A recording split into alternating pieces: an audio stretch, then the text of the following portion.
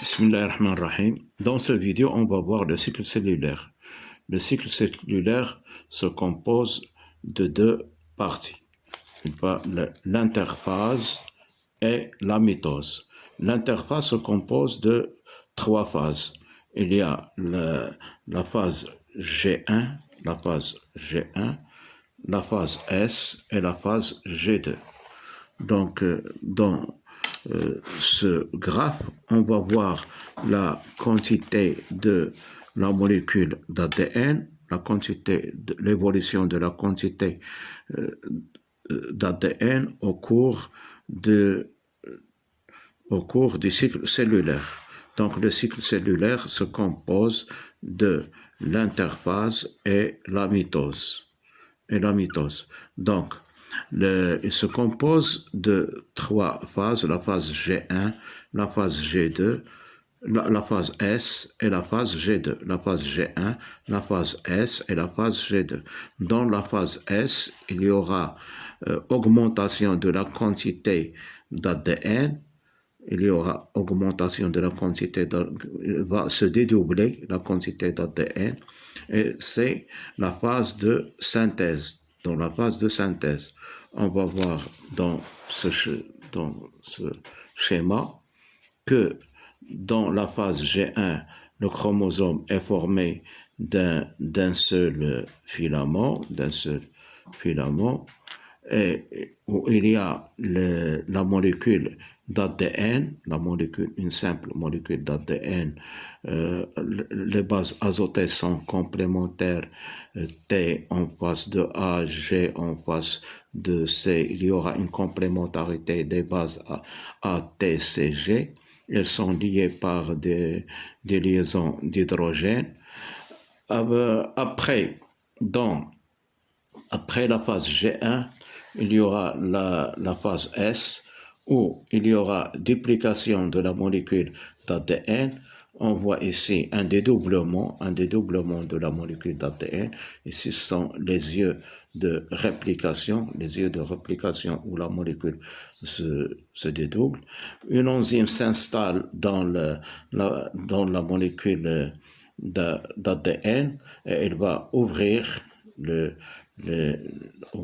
la molécule d'ADN, et il y aura formation d'un brin nouveau en face du brin ancien. Aussi l'autre, un nouveau en face de l'ancien. Donc on dit un brin néo-formé. Ici sont les brins d'origine.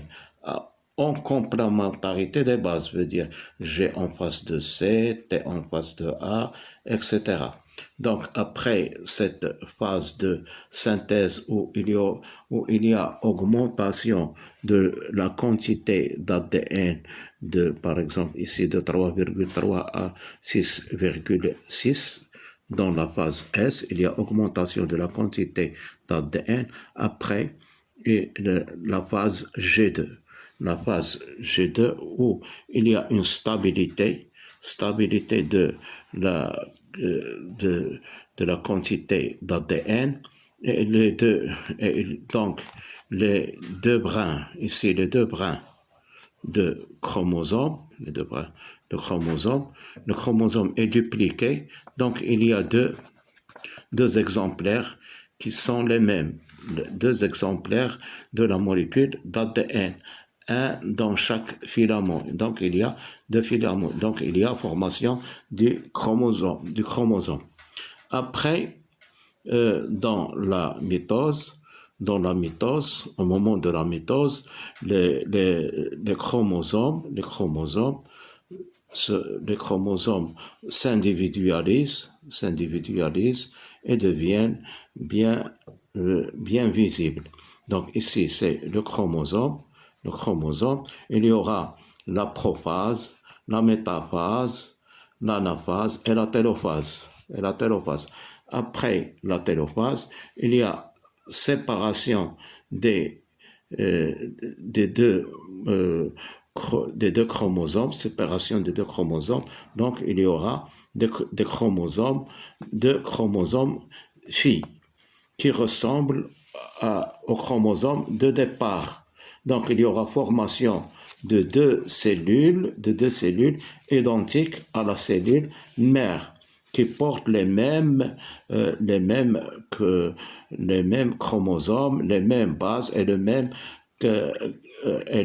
caractère génétique, les mêmes gènes. Donc, il y aura une réplication conforme, comme une photocopie. Donc, il y a dédoublement de la quantité d'ADN dans la phase S, où il y a dédoublement de chromosomes, et il y aura formation d'un chromosome qui contient de chromatides. Merci.